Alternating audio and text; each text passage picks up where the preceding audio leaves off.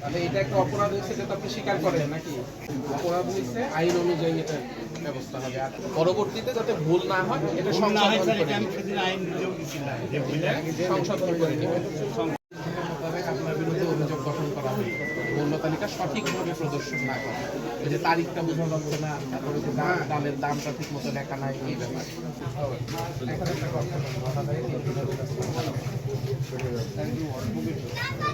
সবচেয়ে কম যেটা রিজনেবল, যেহেতু প্রাথমিক একটা অপরাধ হচ্ছে সেটা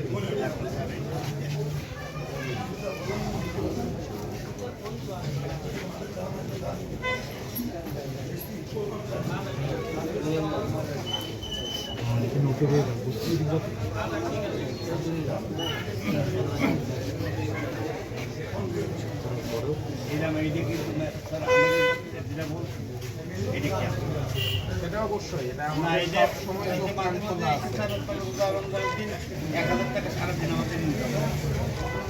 আমাদের চোখ কান সবসময় খোলা আছে। যে আইনের ব্যত্যয় ঘটাবে, যদি মনে করে যে পার পেয়ে যাবে না থেকে, সেই সুযোগ নাই।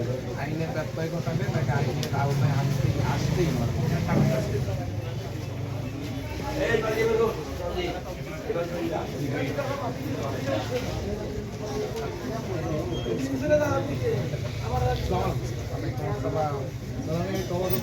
সভাপতি, আপনাকে তো খুঁজতেছিলাম,